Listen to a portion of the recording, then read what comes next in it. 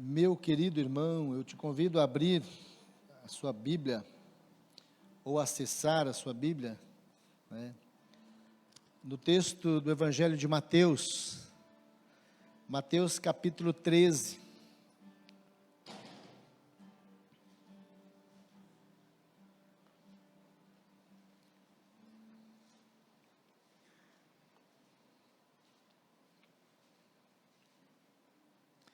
Mateus capítulo 13,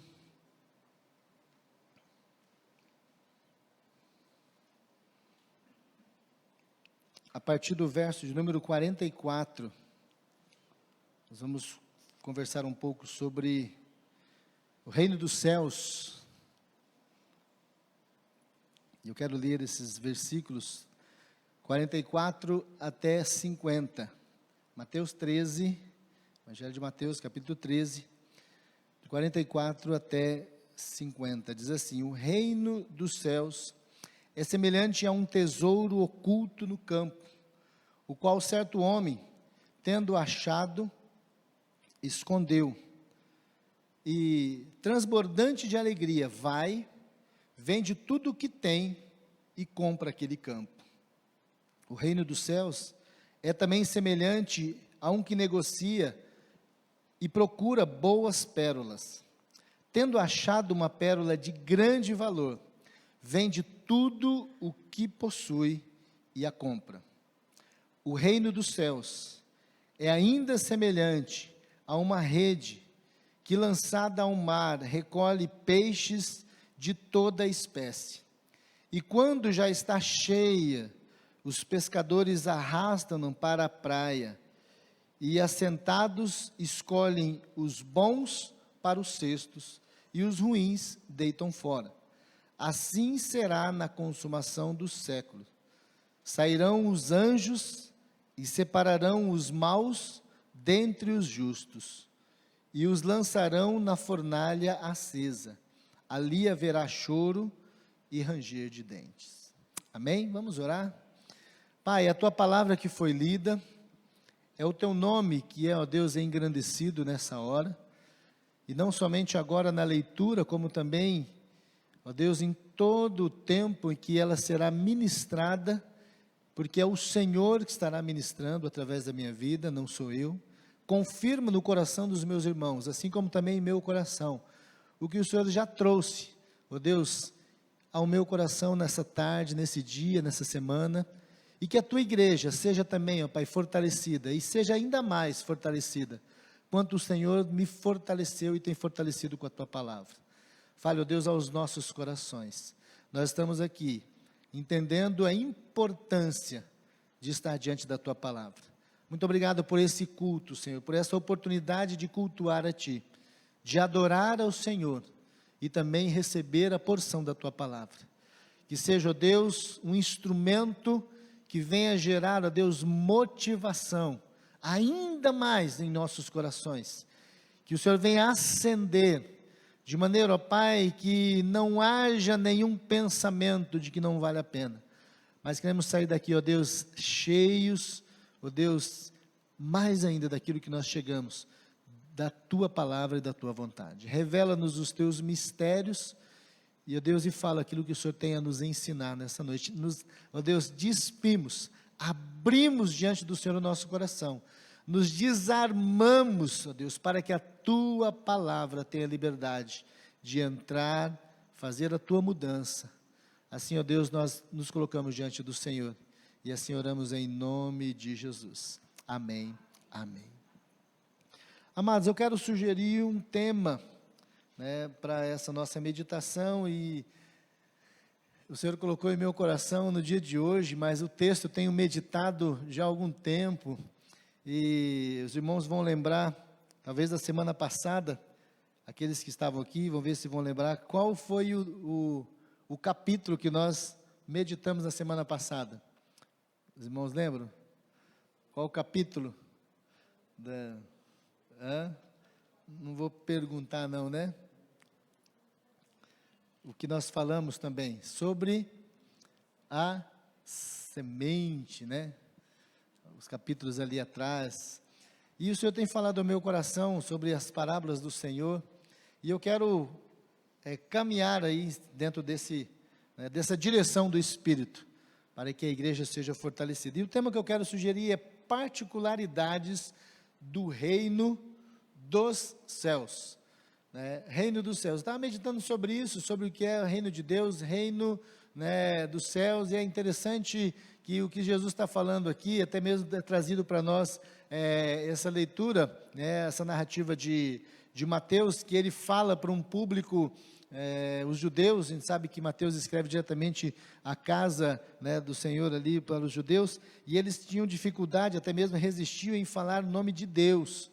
Então, Mateus, ele transcreve essa instrução, esse ensino de Jesus, falando sobre o reino dos céus. Então, é o que acontece lá, é o governo lá, aqui, o que o Senhor quer que acontece, Nós poderíamos estudar um pouco mais, mas depois nós vamos ver essa diferença, nos estudos aí, sobre os evangelhos e aquilo que o Senhor tem a nos falar. Então, particularidades do reino dos céus. No capítulo de número 13, nesse capítulo 13, que nós lemos, há uma série de 7 parábolas trazidas por Jesus. Se você for observar, talvez na página anterior da sua Bíblia, você vai ver que esse capítulo, Jesus apresenta aí, narrado por Mateus, 7 parábolas. Talvez não seja na sequência em que Jesus passou naquele momento, Mateus transcreve, como sendo no mesmo momento. Então, nós temos aqui nesse capítulo, como se Jesus tivesse iniciado, as 7, ter dito de forma sequencial, e aí ter chegado. Por que a gente fala isso? Quando nós lemos a parábola que fala sobre o tesouro escondido, e depois a da pérola, talvez sejam parábolas que estejam colocadas, escritas por Mateus, que foram ditas em outro momento. Elas têm quase como que o mesmo ensinamento, mas nós sabemos que a palavra ela é rica, ela é poderosa, Então não quer dizer que ela não seja, mas também não quero obrigar os irmãos a acreditar que foi escrito dessa forma. Só abrindo um parênteses aqui para a gente poder entender, e caminhar, isso não vai abalar a nossa fé. Então, o capítulo 13, Mateus registra 7 parábolas, de Jesus. As 4 primeiras, elas foram ditas, são pronunciadas aqui, nós entendemos, a multidão, a multidão que buscava Jesus. Se você for observar no versículo 1 até o versículo 3, a parte A do versículo 3, assim: naquele mesmo dia, saindo Jesus de casa, assentou-se à beira-mar, e grandes multidões se reuniram perto dele, de modo que entrou num barco e se assentou, e toda a multidão estava em pé na praia, e de muitas coisas lhe falou por parábolas. Aí ele continua, Mateus continua narrando, aí escrevendo o capítulo, para nós foi trazido como o capítulo 13, do seu livro. Agora, observando as outras 3 parábolas, são 7, então as 4 primeiras, Jesus ele falou sobre o semeador, falou sobre a parábola do joio, aqui nós temos a do fermento, e aí ele vai explicando, vai trazendo, o grão de mostarda. Agora, as três últimas, o tesouro escondido, a pérola e a rede, elas são direcionadas aos discípulos, elas foram direcionadas aos discípulos.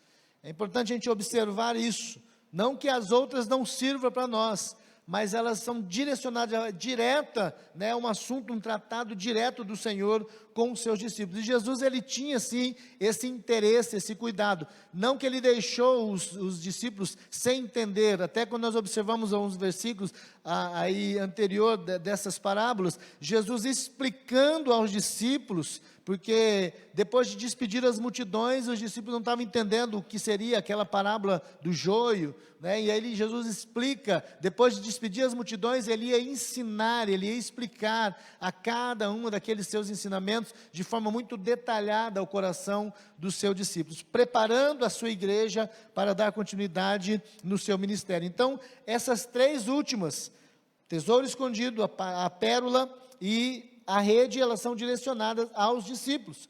Versículo 36 do capítulo 13: então, despedindo as multidões, foi Jesus para casa, e chegando-se a ele os seus discípulos disseram: explica-nos a parábola do joio no campo. E aí Jesus começa aquele tempo a sós com seus discípulos, que ele tirava, né, para ministrar ao coração deles. Nós entendemos a importância do discipulado, Jesus discipulando, Jesus tendo um tempo e preparando o coração daqueles homens, né, a sós, ensinava, levava junto às multidões para um ensinamento na prática do cuidado, e depois trazia para próximo, fazia as devidas correções, orientações, as instruções. Então, quando nós analisamos essas 3 últimas parábolas, nós entendemos o interesse do coração de Jesus, que seus discípulos assimilassem, primeiro, o que é o reino dos céus na terra. Jesus tem o interesse que eu e você, nós somos discípulos dele, a sua igreja, devemos assimilar e entender o que é o reino dos céus aqui na terra. Segundo, como se dá o gatilho, ou como se desenvolve o gatilho desse reino na vida do homem. Algumas pessoas falam: não, eu sei que é o governo do Senhor, mas como que eu consigo desenvolver, né, dar o start, né, para que realmente o reino de Deus. Então Jesus também ensina, quando ele traz para perto, quando ele começa a trabalhar com aqueles homens, ele também tem um desejo, o seu coração, né, ensinar aqueles homens a aprender o gatilho desse reino de Deus, o desenvolvimento, a ação do reino de Deus, né, na vida desses homens aqui na terra. E por último também eu quero destacar, como será o resultado, a recompensa final para o homem. Jesus tinha interesse em trabalhar, ensinar, tanto para que aqueles homens, a sua igreja, os seus discípulos fossem preparados, como também pudessem, nesse preparo, também preparar outros, porque essa foi a ordem que ele deu depois de ressurreto, e antes de ser assunto aos céus, a ordem que ele deu à igreja dele, aos seus discípulos, foi: vão, façam discípulos de todas as nações, né? Batizando em nome do Pai, do Filho e do Espírito Santo, ensinando-os a guardar todas as coisas que vos tenho dito, e estarei convosco todos os dias, até a consumação dos séculos. Então ele disse: olha, façam discípulos, batizam e ensinam. E Jesus aqui na prática estava ensinando aqueles homens. Eu quero pensar um pouco com os irmãos acerca dessa palavra reino. Nós lemos e nós encontramos muitas expressões no Novo Testamento, principalmente narrado por Mateus, sobre reino de Deus, reino dos céus, né, o reino do Senhor, né, o teu reino. Então reino, né, o grego da palavra reino, né, no original é basileia, e tem como significado monarquia, império, poder real, domínio. Então nós entendemos que o governo do céu, ele chegou aqui na terra. O reino celestial chegando aqui na terra não é segundo o conhecimento que nós temos como o reino desse mundo.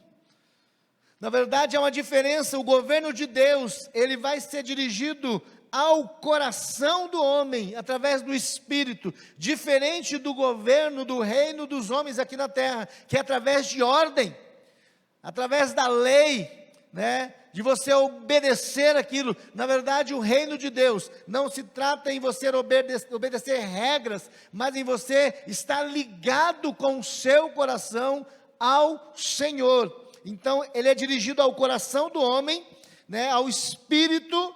Deus governa o povo através da sua palavra, da Bíblia. Então, quando nós temos o contato com a palavra, nós temos a orientação da palavra, dos escritos sagrados, ele fala ao nosso coração, e aí nós entendemos esse governo, esse dirigir, esse ministrar, como nós colocamos aqui, esse império, esse poder sobre a nossa vida, essa condução dele sobre nós, através da sua palavra.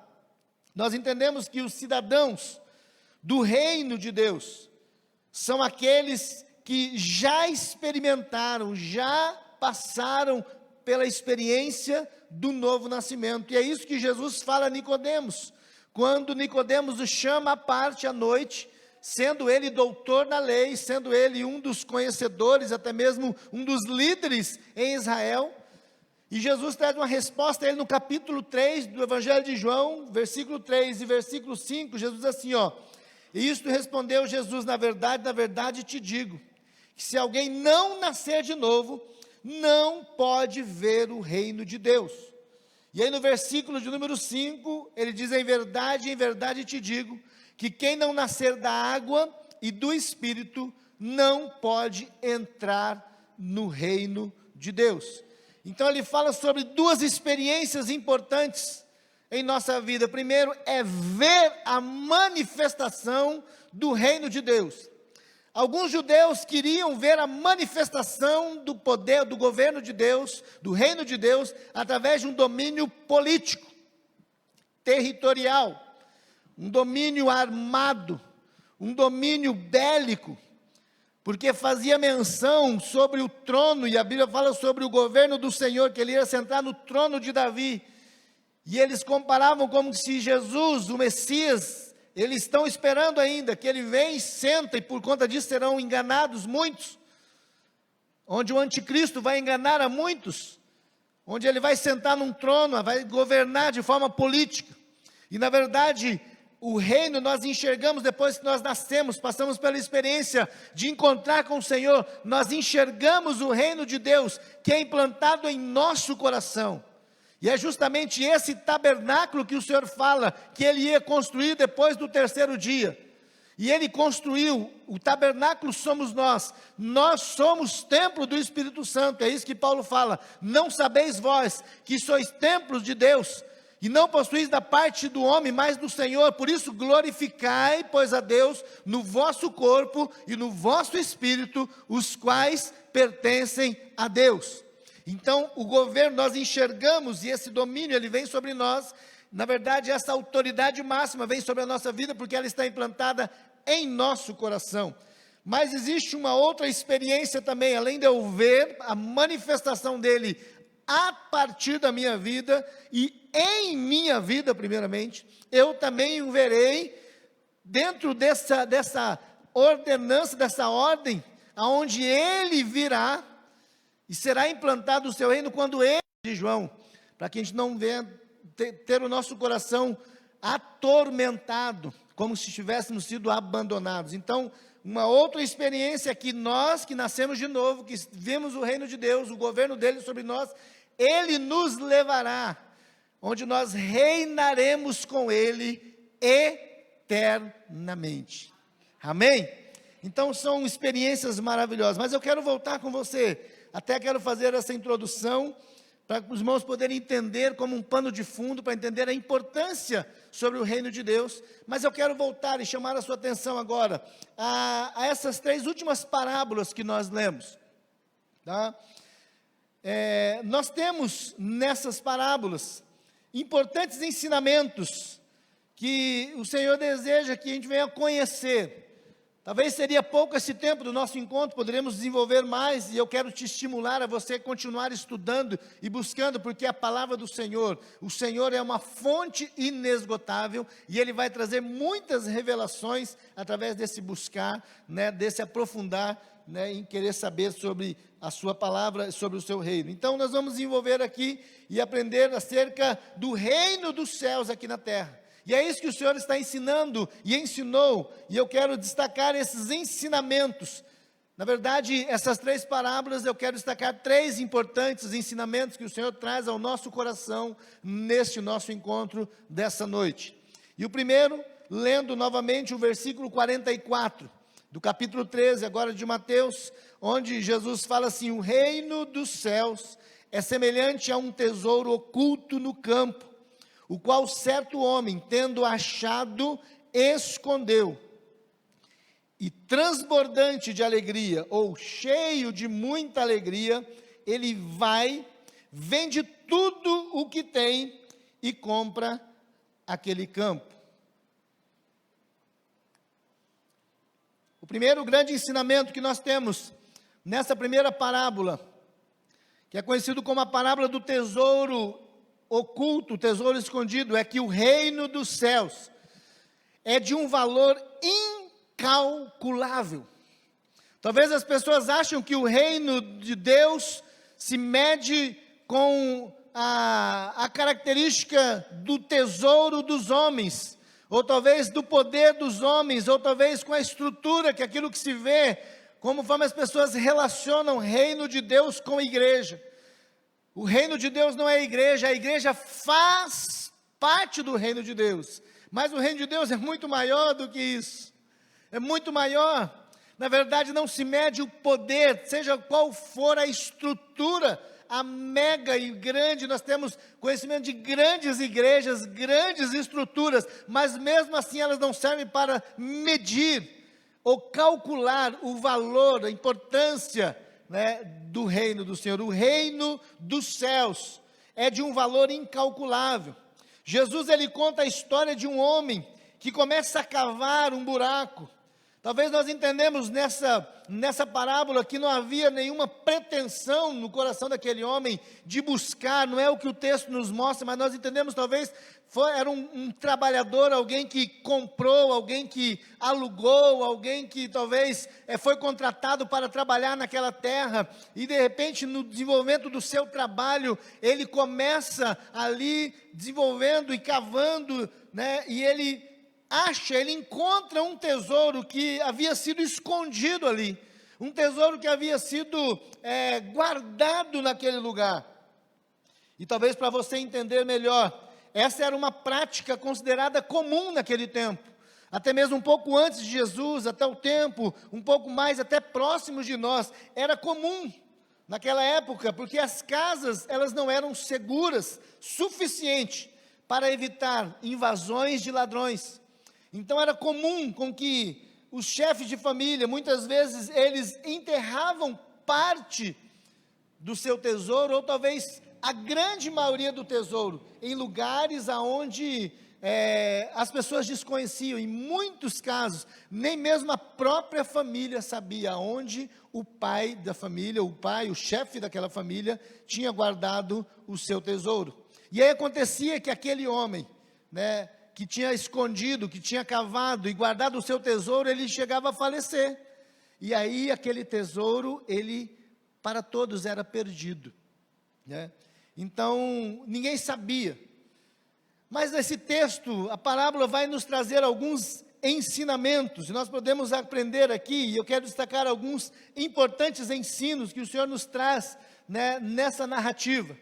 E o primeiro ensino encontrado nessa parábola do tesouro escondido, é que o tesouro escondido é o próprio Cristo e o seu reino. Aqui nós entendemos que aquele que está escondido, e nós entendemos que aos olhos de muitas pessoas, Jesus ainda continua escondido. Jesus continua como que perdido em algum lugar, sem ser achado, e muitas vezes pode ser um lugar onde todos circulam, onde muitos passam de um lugar para o outro, mas para aquele que não sabe que ali tem um tesouro, para ele é como que se nada. Nós vivemos num tempo assim, podemos até comparar como se fosse uma igreja, como um culto, ou uma célula, ou um pequeno grupo, ou uma família, enfim, algo que está escondido em meio à sociedade. Inclusive a salvação que nos é proporcionada, que é dada ao homem, que já foi liberada ao homem, há mais de 2000 anos atrás, foi confirmada essa salvação através do derramado sangue de Jesus, a qual Ele nos comprou lá na cruz. Nós vivemos num tempo onde o homem continua necessitando dessa riqueza, necessitando desse tesouro, mas não sabe aonde encontrá-lo. Vivemos um tempo onde o avanço das comunicações, nunca se teve tanto contato em todas as partes do mundo. Nós sabemos que vivemos um tempo onde não existe pela comunicação ninguém mais que fique escondido. Às vezes nós ouvimos falar que em tribos no meio, né, da selva, tem o contato de uma internet, tem o contato de uma rede elétrica através do meio de comunicação, de um satélite. O desenvolvimento da comunicação, e diante disso, mesmo assim, há muitas pessoas que ainda não ouviram falar de Jesus. Jesus está escondido. Há um ensino. Talvez pessoas falando de alguém que esteja no meio da floresta amazônica.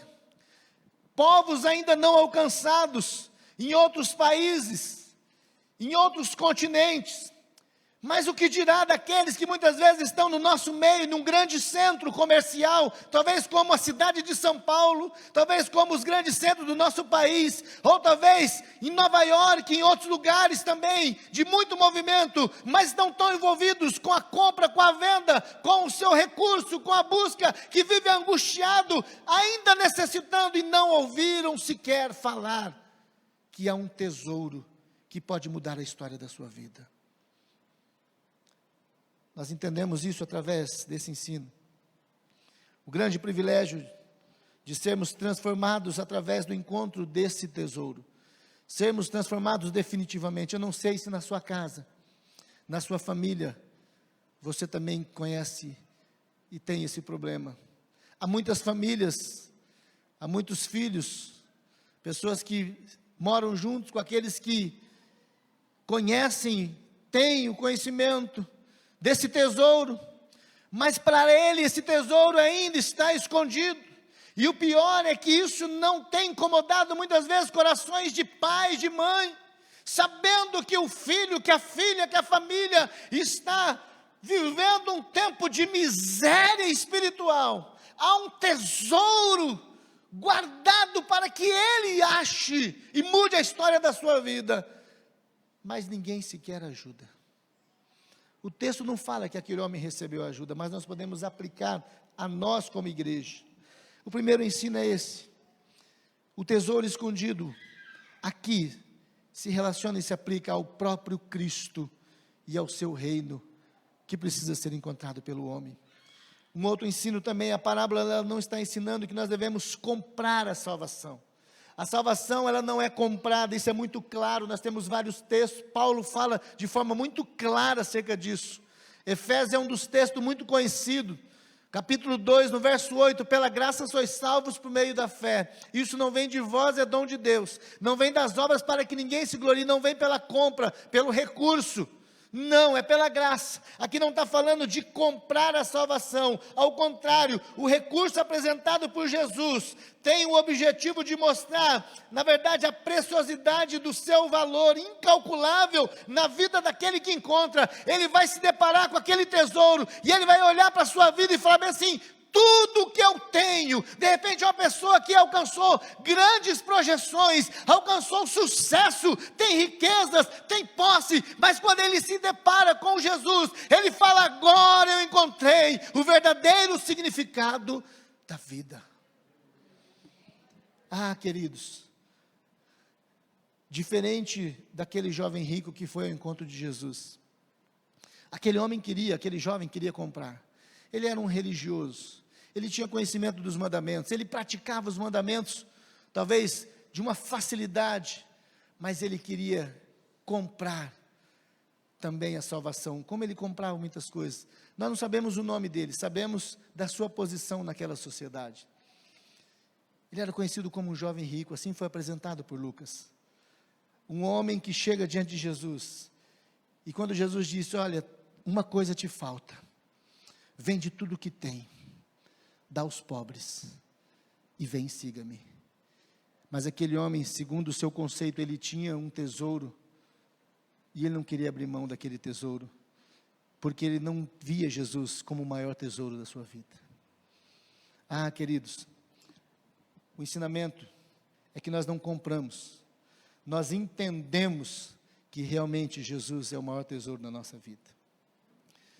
E por último, a decisão daquele homem de renunciar tudo que possui, porque ele entendeu que havia um valor incalculável a qual ele tinha encontrado. Assim aconteceu com a samaritana.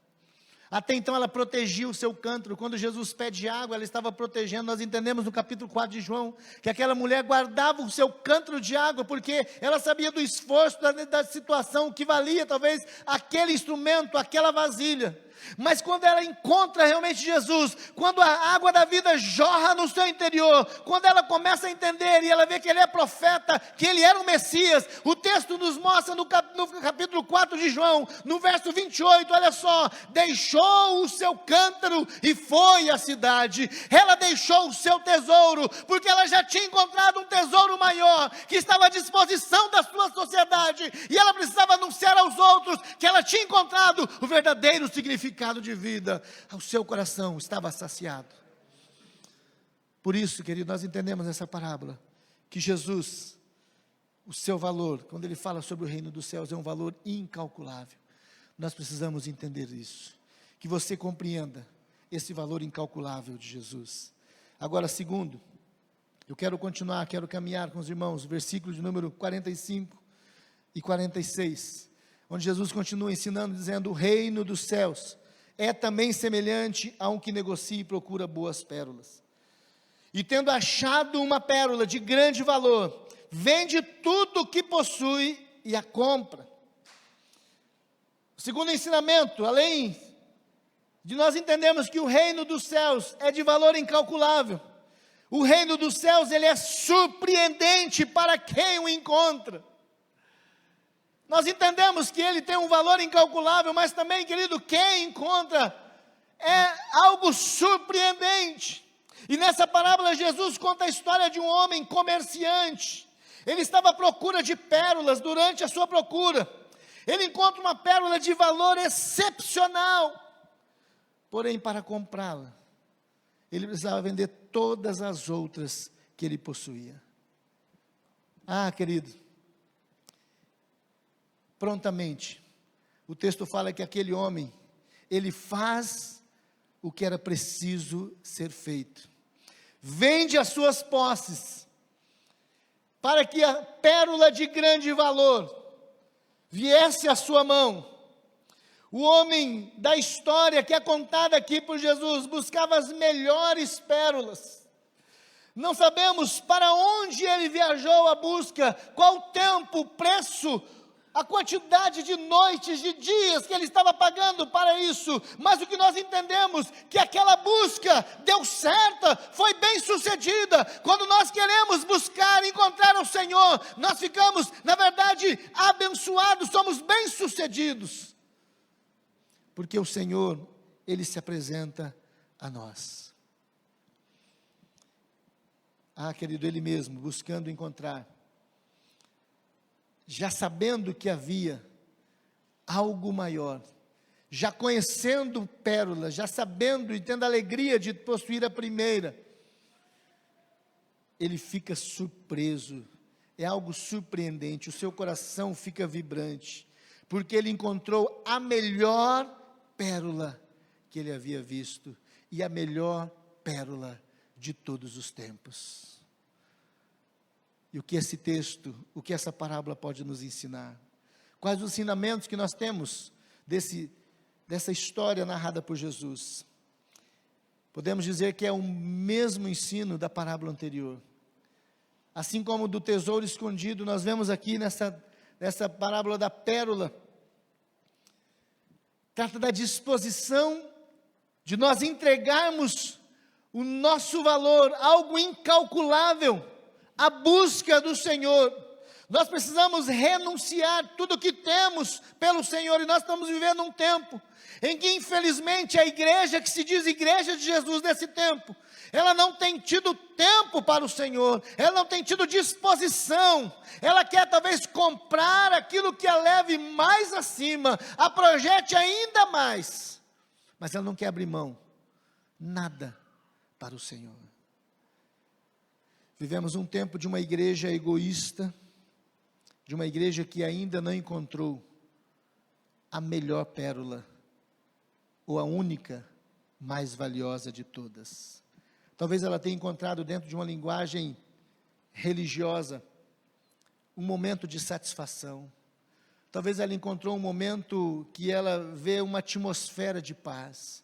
Talvez ela vê um momento de tranquilidade, onde as pessoas elas até demonstram um pouco de compreensão umas pelas outras, que se trata a reunião da igreja.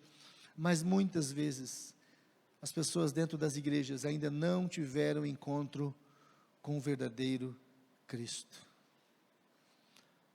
Pastor, mas talvez o senhor não esteja julgando. Podemos contar o que aconteceu nesse 1 ano e meio de pandemia. Aonde foi parar a igreja que se dizia ter encontrado a pérola? Foi oferecido outras pérolas, outras propostas, e ela achou que aquela, talvez ela tinha, não fosse importante. O que dirá da igreja, que ainda levanta algo contra a própria igreja? Nós aprendemos que o valor desse encontro é algo incalculável. E é incalculável, e ela nos leva a uma alegria, uma experiência surpreendente. A parábola do tesouro escondido, o homem não estava procurando, e ele a encontrou. Mas algo que nós vemos aqui, querido, é que nessa parábola Jesus fala que aquele homem estava procurando pérolas, e também mesmo procurando, querendo achar, quando ele encontra, ele fica surpreso, ele fica maravilhado, transbordante a sua alegria com o resultado daquele encontro. Isso eu comparo como aquele encontro de cada manhã. Qual tem sido a sua reação com o encontro que você tem tido com o Senhor a cada manhã? O nosso coração precisa estar vibrante. Você tem dificuldade, você tem luta, mas a cada manhã, meu irmão, que você dobrar o seu joelho, que você levantar para você orar, não veja como um peso. Você só está sendo levantado, despertado, é porque você encontrou essa pérola. Você encontrou o valor, o significado, e você sabe que vale a pena buscar. Por isso você levante com toda alegria, não com peso, talvez com penitência, dizendo: mas um dia, mas será que vai dar certo? Mas o pastor está dizendo. Você vai levantar dizendo: eu creio, eu sei que o meu Redentor vive. Eu encontrei a pérola que eu procurava, aquela que eu precisava. Vibre a cada vez que você abrir a palavra. Nós não podemos abrir a palavra e achar: não, mas eu já li esse texto. Mas eu já li 2, 3 vezes a Bíblia. A cada texto que você lê, a cada palavra que o Senhor traz ao seu coração, vibre. É algo surpreendente, é algo novo, porque você encontrou a pérola que você precisava. Quantas pessoas não podem? E não podem porque são proibidas pelo governo. Não podem porque elas estão cegas, elas não encontraram. Jesus está falando sobre isso ao nosso coração. É algo surpreendente, é algo maravilhoso. O reino dos céus, ele é surpreendente ao coração daquele que encontra. Que seja assim na sua vida, a cada manhã, meu irmão. Mas eu quero continuar contigo e partir para finalizar esse nosso momento, esse encontro. Ler agora, querido, a última parte, versículo 47 até o versículo 50. O reino dos céus é ainda semelhante a uma rede que, lançada ao mar, recolhe peixes de toda a espécie. E quando já está cheia, os pescadores arrastam-no para a praia, e assentando, escolhem os bons para os cestos, e os ruins deitam fora. Assim será na consumação do século. Sairão os anjos e separarão os maus dentre os justos, e os lançarão na fornalha acesa, e ali haverá choro e ranger de dentes. Terceiro e último ensinamento que nós encontramos agora nessa parábola, é que o reino dos céus alcança e avalia todos os homens. O reino dos céus, ele alcança os homens, mas não esqueça, meu irmão, que o reino também, ele avalia a qualidade desses homens. Naquela época já existia várias maneiras de se pescar. É conhecido, segundo a narrativa bíblica, segundo a história. E uma das mais eficientes era o uso do arrastão, segundo essa narrativa de Jesus. O arrastão. onde eles lançavam a rede e eles saíam puxando com o barco. Um tipo de rede que era utilizada, tinha às vezes cerca, dependendo da profundidade, cerca de 2 metros, por um comprimento, talvez chegando até quase 100 metros, dependendo do lago, dependendo do lugar que eles iam pescar. Lembra quando Jesus chega para Pedro, quando chama, e ali ele estava consertando a rede, depois de um tempo de frustração, a noite frustrada, e ele tinha uma rede preparada para pesca noturna, ele estava limpando e arrumando as redes, e Jesus, depois de ensinar a multidão, diz a ele, vai ao largo, vai a poucos metros, e lance a rede. E ele disse, olha, nós já pescamos a noite toda e nada pegamos. Quer dizer, o equipamento que eu tenho, primeiro, não é apropriado para pesca diurna, noturna. Era um equipamento muito pequeno. Então, à noite os peixes, eles sobem.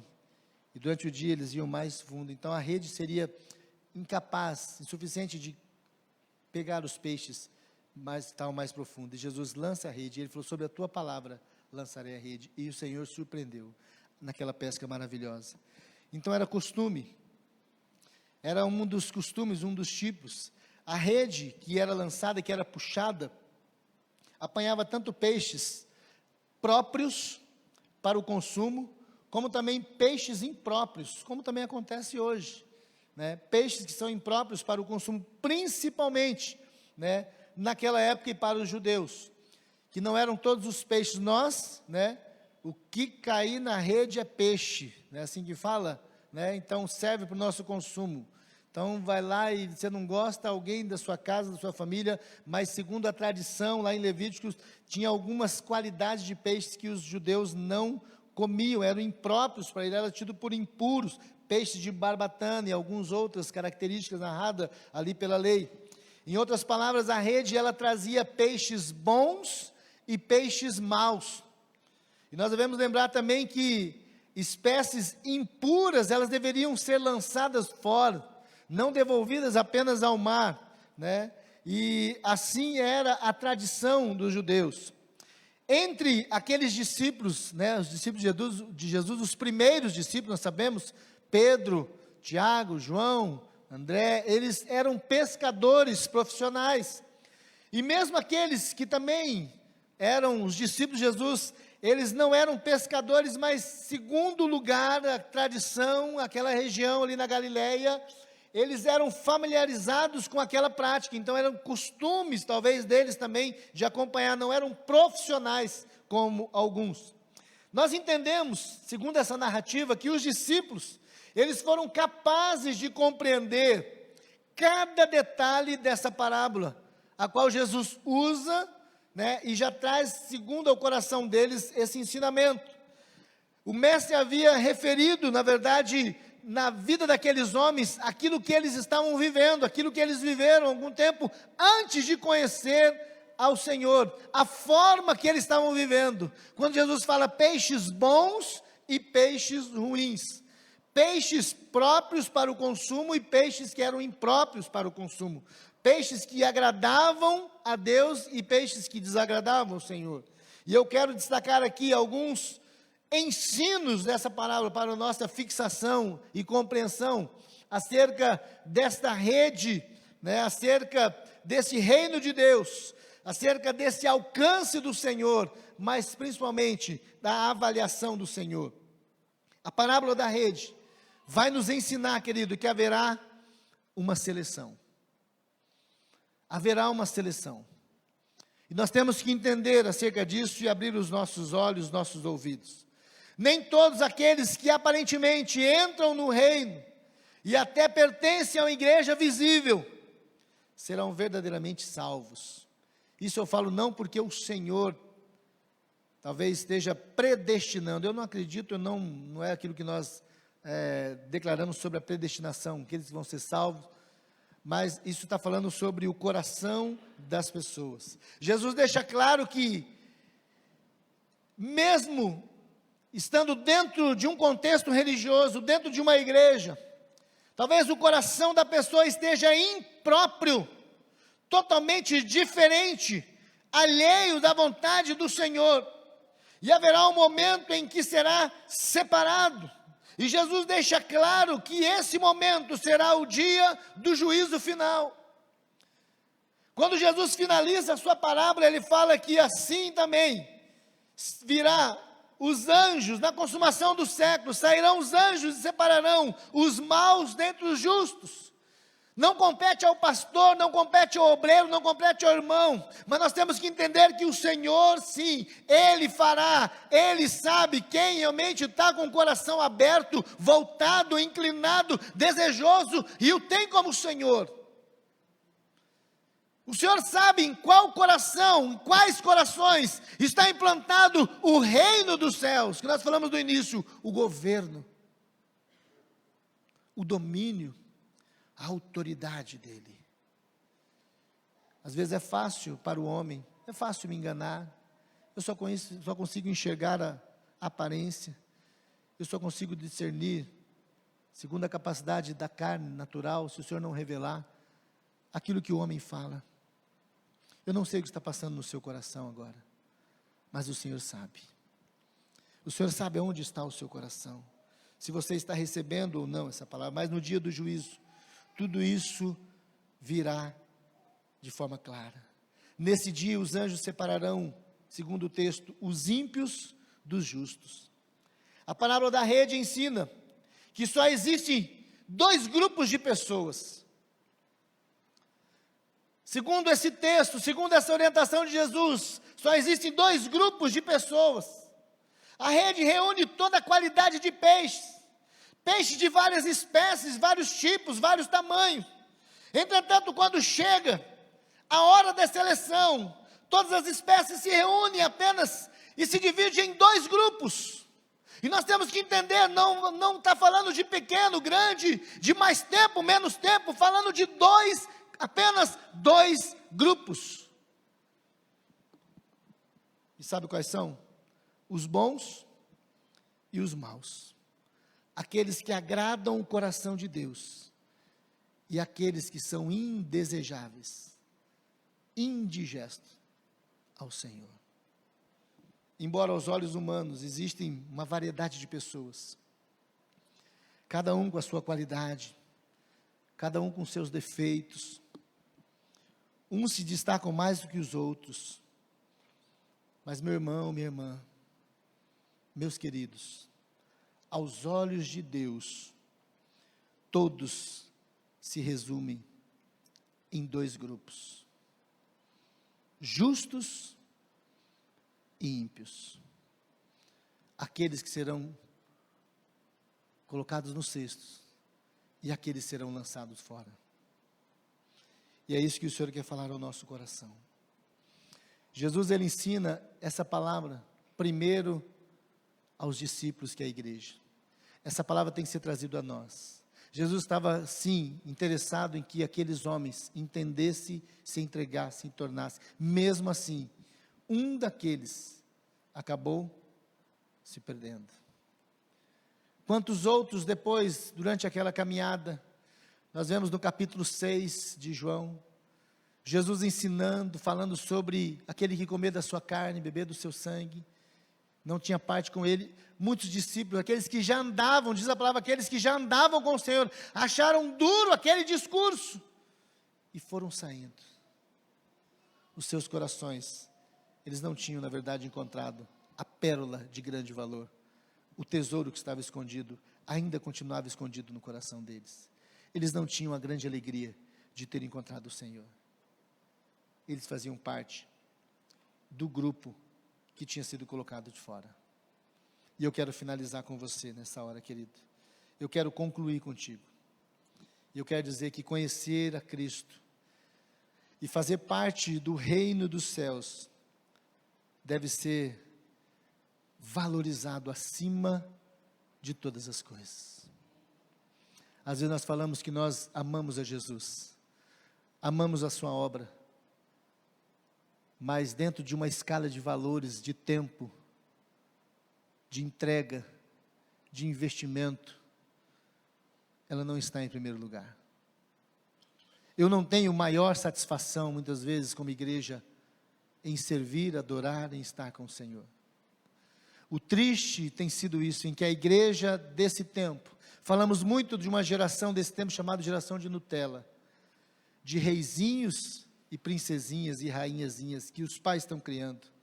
Mas muitas vezes esses pais, como servos e como os filhos de Deus, são também os próprios reizinhos e as próprias princesinhas, porque querem que Deus os trate segundo as suas vontades, não estão interessados em agradar o coração do rei, aquele que é verdadeiramente o rei.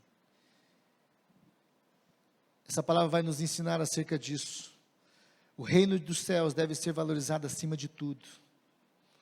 Quando eu te convido, meu irmão, a você dobrar o seu joelho 5 horas da manhã, eu te convido a você desenvolver um hábito de colocar aquilo que Jesus nos ensinou através da sua vida, o reino dos céus em primeiro lugar. Quando eu te desafio a você orar na sua casa e você clamar com seu filho, eu te desafio a colocar o reino dos céus como modelo lá na sua casa através da sua vida, para que você possa resplandecer o reino de Deus onde você for. Nós temos entendido o valor desse reino e a importância de buscá-lo de forma diligente. A parábola do tesouro e a parábola da pérola nos vai ensinar acerca de uma busca diligente, insistente. Talvez você esteja passando por aqueles que nós chamamos de altos e baixos. Eu pergunto, mas que reino é esse que está no teu coração? Que governo é esse? Que Deus é esse? Que Jesus é esse? Que cruz é essa que você está? Ou você não está na cruz? Nós precisamos buscar e ter a certeza, eu fiz a melhor escolha. Será que é essa a confirmação no seu coração? Ou qualquer palavra, qualquer um que chega e traz alguma palavra de dúvida, você vai achar que você não fez, você foi enganado, o pastor está te enganando, porque as pessoas estão te enganando, porque você está sendo isso e aquilo, sempre o coitadinho. Você entende o que o diabo quer fazer no nosso coração? Precisamos buscar de forma diligente. Estamos dispostos, conforme Jesus fala em Mateus 6, 33, buscar primeiro o reino de Deus e a sua justiça? Ou existe outros tesouros, outras pedras preciosas que ocupam os pensamentos, que ocupam os nossos corações e tomam todo o nosso tempo? Nós temos que avaliar. Aquele que encontrou o tesouro que estava escondido, saltou de alegria. O conceito de vender tudo refere à verdade de que nenhum custo é elevado demais, comparado ao grande valor do reino de Deus no meu coração, do reino dos céus. Não tem, querido, como comparar. Ah, Senhor, mas não tem. Eu quero convidar o ministério de adoração aqui à frente. Eu quero te convidar você a orar nessa hora. Hoje nós somos convidados a olhar para as nossas vidas. O Senhor te convida a olhar para a sua vida, eu olhar para a minha vida. Olhe para a sua vida, querida. Analisa. Veja se você não está correndo o risco de ficar de fora da recompensa do Pai. Nós estamos como que dentro de uma grande rede. A igreja pode ser comparada como essa rede. A igreja é aquela que traz todos como que o reino de Deus, ao conhecimento do reino de Deus. Mas muitas vezes nós queremos ser arrastados, mas não queremos ser transformados. E aqueles que são impróprios, naquele dia da separação, o texto fala que será lançado fora, no lugar ardente de fogo. É uma palavra assim de reflexão. Muitas vezes nós olhamos para os abalos desse mundo, para as ameaças, e achamos que é conto da carochinha, que é alguma coisa que fala, não, isso não vai acontecer não vai acontecer não, Jesus não vai voltar não, o anticristo não vai implantar o reino dele não, quer dizer, a Bíblia está mentindo, Jesus está mentindo, Jesus é uma farsa. Mas naquele dia, Jesus já profetizou dizendo que será como nos dias de Noé. Pessoas casando, dando-se em casamento, e de repente veio o dilúvio. E a arca fechou, e a mensagem se parou, cessou. E muitos começaram a ver a chuva e não paravam, dizendo: abre. Mas aquela porta tinha sido fechada. Como a parábola das 10 virgens. 5 prudentes, 5 insensatas, e de repente o noivo tardando, adormeceram-se todas, mas quando se ouviu o grito à meia-noite dizendo: vem o noivo, acordam todas, e aquelas tinham levado os seus azeites, as suas lâmpadas estavam acesas, mas haviam 5 que as suas lâmpadas tinham apagadas, e naquela hora elas resolveram, e precisaram ir atrás do azeite, mas não teve mais tempo. Quando elas chegaram, o noivo tinha entrado, junto com aquelas, e a porta tinha fechado. Qual tem sido a sua escolha? Talvez você tenha outro tesouro, inteiro um tesouro particular aqui. Mas o nosso tesouro deve ser o Senhor. Fazer parte desse reino que é sempre eterno. Que você venha declarar como um homem que era ímpio, que não conhecia Deus, mas através de um testemunho de um servo do Senhor, que permaneceu firme. Daniel foi lançado na cova, disposto até morrer, mas ele havia um compromisso com o Senhor, e todos viram, e por conta disso, se levantou um decreto dizendo: adore ao Deus de Daniel, o teu reino é sempre eterno, cheio de graça e de vontade. Que as pessoas vejam na sua vida a manifestação desse reino, e elas encontrem também o reino em você.